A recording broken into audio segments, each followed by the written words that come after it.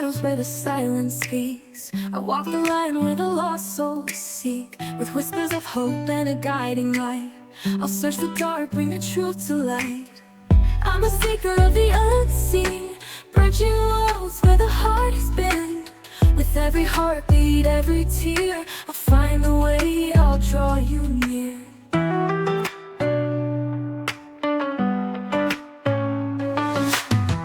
Through the echoes of the past I tread, unlocking stories of the words unsaid. With every vision I'll stand my ground. In the name of love, the lost will be found. I'm a seeker of the unseen, bridging worlds where the heart has been. With every heartbeat, every tear, I'll find the way, I'll draw you near.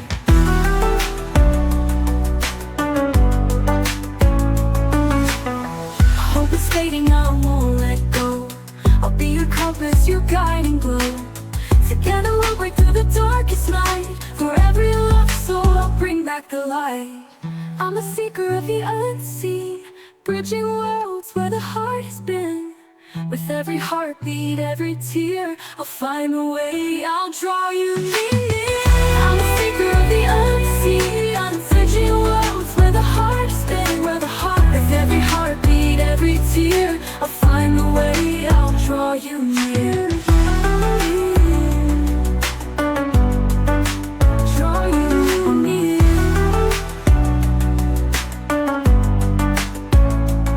Through the echoes of the past I tread, unlocking stories of the words unsaid. With every vision I'll stand my ground. In the name of love, the lost will be found. Through the echoes of the past I tread, unlocking stories of the words unsaid. With every vision I'll stand my ground. In the name of love, the lost will be found. Through the echoes of the past I tread, unlocking stories of the words unsaid. With every vision I'll stand my ground. In the name of love, the lost will be found. When hope is fading, I won't let go. I'll be your compass, your guiding glow. Together we'll break through the darkest night. For every lost soul, I'll bring back the light. When hope is fading, I won't let go. I'll be your compass, your guiding glow. Together we'll break through the darkest night. For every lost soul, I'll bring back the light.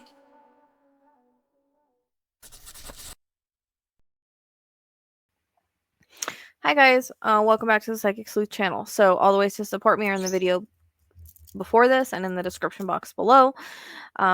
But just liking, subscribing, and being part of the channel is what's important to me, building a community. So this is for entertainment purposes only. Everyone is innocent until proven guilty. So I wanted to do a video of Travis Decker's psychology into the mind sort of thing and lay out what I feel is really happening, because this is unprecedented and it's not what people think. And I don't know if law enforcement is just putting out that this is what they think it is, or they really think that they've got him, because unfortunately they don't.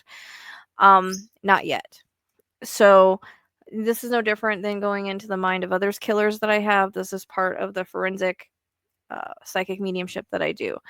And the more that I've tuned into him and the stronger the signals got, the more I understand what's really going on. So again, I wasn't going to do another video, but this one's sitting on me too heavy. And so I have to say it, as you guys know. So what you're watching with Travis Decker isn't a manhunt. It's not just survival. It's a show, a performance, a psychological operation. And whether anyone realizes it or not, law enforcement included, he wants to be seen. I believe that Travis Decker is baiting them. I believe that he waited for them to turn the right direction, and I believe the things they're finding, they're meant to be found. That's not oversight, that's orchestration. He has military training. He's highly intelligent. He's highly trained. I don't know if you all have looked into his background. This guy's not playing around. And he lived off in the wilderness by himself for a couple months. He probably knows the area really well. Who knows where he was living off grid at. So with this military training, why would he leave clues unless he wanted to control the narrative? He's not stupid. Spirit pulled me into this case in a way I've never experienced before. I've tracked missing people, I've spoken to the dead, but this is the first time I've tracked someone alive in this way and felt myself inside his mind. If anyone law enforcement sees this, I understand you have your tactics. But what I see, what Spirit is showing me, is that this man wants to be seen. He's not running, he's performing. And you're stepping into his final act. And I want to speak on something I've mentioned before, the uncertainty I had in the beginning of this case. And I've spoke on it before, but that's important to put here and within to the mind part. There were moments where I questioned if Travis was alive. The energy went flat, the movement stopped, yet I didn't get my usual death marker. But something about it just didn't sit right, and I realized now why, and why I was going back and forth. It wasn't just the situation that was hard to read, it was him, his soul, his mind, his spirit. What I was feeling was a fragmented being, a man unraveling, a spirit caught between surrender and survival. The PTSD, the mental illness, the isolation, all of it created a spiritual static. When a soul is fractured, the signal doesn't come in clean.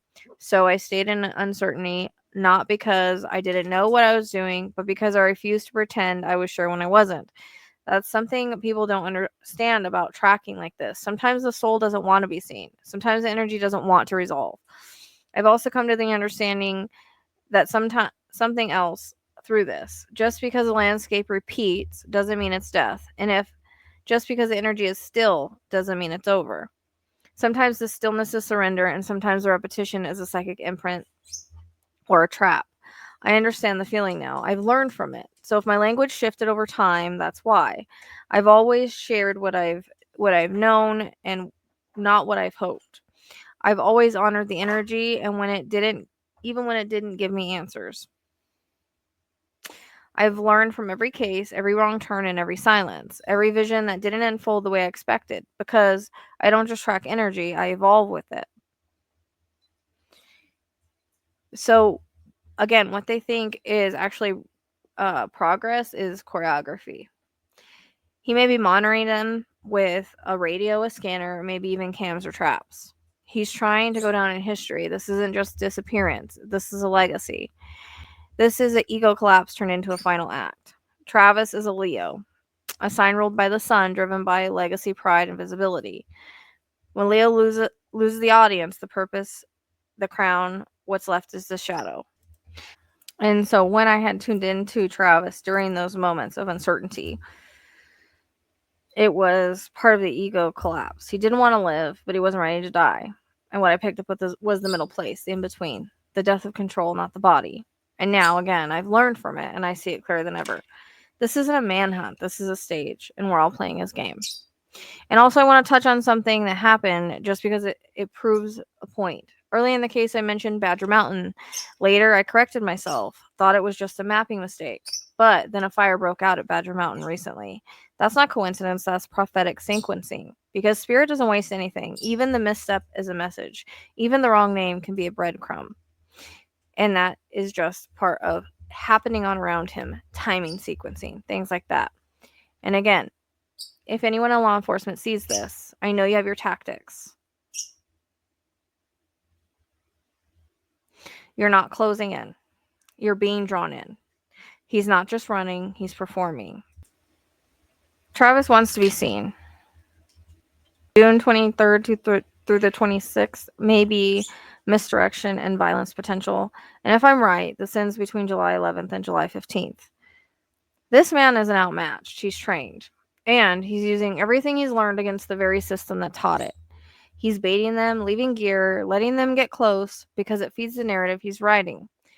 He waited until they got close. He should have been gone, but he didn't want to be. And that's when I saw the repeating image of him on the ridge or the repeating landscape. He was waiting for them to catch up. And that's why he left the breadcrumbs at the car. That's why whatever it was that he left there led them finally to southeast. That wasn't an accident. This man is highly trained. He's not going to leave accidental things like that. He's also a narcissist. This is about control. It's not just about escape at all. He's turning his training against them. He knows their tactics. He's baiting them into false confidence. He's not trying to survive. He's trying to be remembered. He's looping back. He's re-entering terrain. He's planting misdirection. And I believe, again, he has a radar scanner. He's listening, watching, tracking them the way that they think they're tracking him. He's not scared of being found. He wants them to chase, but on his terms and within the geography of the myth. The moment they entered the game without realizing it was performance. They became the prey, and he's been setting the stage for the final confrontation that makes him feel like the orchestrator even in death. In his mind, being remembered as the man who outran trained trackers, evaded drones, tech, or dogs. He may be backtracking to return back to supply caches, to observe law enforcement from ridge or blind, and I've seen him up there with a sniper, to test whether they're following the bait or the real trail, possibly to set up the finale zone like staging the terrain of the last stand or dramatic capture. Erase scent trails, plant new false indicators, create proximity tension where law enforcement thinks they're close, but it's by his design. He's not fleeing, he's staging. This is psychological warfare. He's circling the terrain to reset the narrative. He's setting up the myth, not an escape. He wants law enforcement to think they're in control right before the trap closes. What he's doing is reverse hunting, waiting until the predator, law enforcement, is in the trap he designed. Decker is not reacting to pursuit, he's engineering it. What law enforcement believes are near misses are actually controlled proximities. He has training, and he's turning it against them. This isn't a man outmatched by military. This is a man who knows their tactics and is baiting them into false confidence. While law enforcement thinks they're mistakes or messages, he's not being slappy. He's being symbolic. In a way, he's playing Russian roulette. Do you really think, even though, yes, he might be sick, he might be injured, he is trained in survival. He had gear. He planned this. He was ready for this moment. What does he have to lose at this point? He's a man that's out there in the wilderness, something that he knows. He's got PTSD. He's got anger problems. Do you really think he wants to be taken alive and go to jail? Do you really think he wants to end up in a place where he knows that they're not kind to what he did? No. This is about him controlling it. This is about the cat and mouse game. This is about the thrill of the chase for him and feeling like he's outsmarted and outdone. And there's a reason that I heard those shots ringing into the canyon, because it's coming. It's an echo. There are fated events. Yes, there's free will, but either he chooses the narrative either way. He either goes out in a blaze of glory or he does it himself. Whatever, he has the control. His ego and narcissism is not going to let him not have control of how the ending plays out. That's if he allows them to catch him. And if he allows them to catch him, it's because he wanted them to. So, law enforcement needs to be safe. I know that they're putting out things like, we're on your trail, we've got you, we've been finding things. Yeah, because it's breadcrumbs. Just like the stuff at the car was breadcrumbs, just like Canada was breadcrumbs. Everything has been breadcrumbs the entire time. The man's not stupid. Even with his mental illness, he's not stupid. Everything he does is strategic. He's watching, he's listening, he's waiting. Don't you guys think that when they finally picked up the southeast correct direction, which was what Spirit was saying the whole time, that he should have been further than just the lake of where he was seen? I mean, he had a week, right? How long was law enforcement on Canada? And what was that? That was search history. It was a fake trail. He went the opposite direction, which was exactly what the reading said and exactly what Spirit had said. And then all of a sudden, they find his trail and they're on him because they've looked at stuff at the car. You don't think he didn't leave that? Yes, I think the dog attack and bite was possibly, he didn't expect the dog to turn on him like that, but the dog did. So that is a little bit of a issue with his plan. But he's got gear, and if he's dropping it, it's for a reason.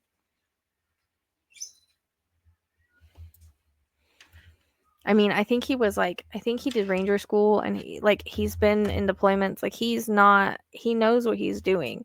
And again, when he was living off grid, who knows where he was living off grid at? It might have been right here. There's a reason he chose this spot.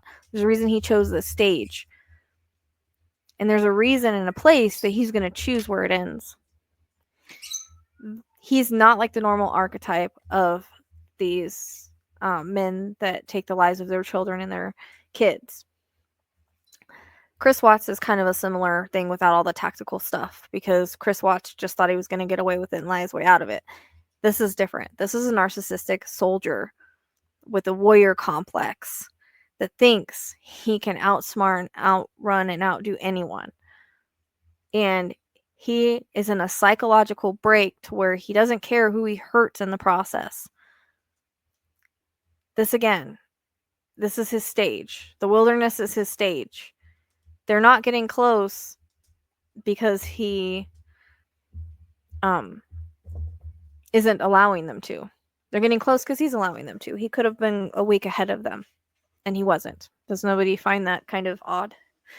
So he's a little different because he knows he's got nothing left to lose at this point. And he's not, yes, he's going to try to get supplies and things like that. I don't think he wants to hurt anybody unless they stand in the way of those supplies. But this is just like he's in war again. And again, he chooses the ending. He either goes out in a blaze of glory, or if he's too sick to fight, he ends it himself. This is about control, his control, how it ends on his terms. He's not going to be weak, and if he gets sick, just allow that to take him. He will take himself. That's weak. He wants to go out, again, his terms. This has to be controlled by him.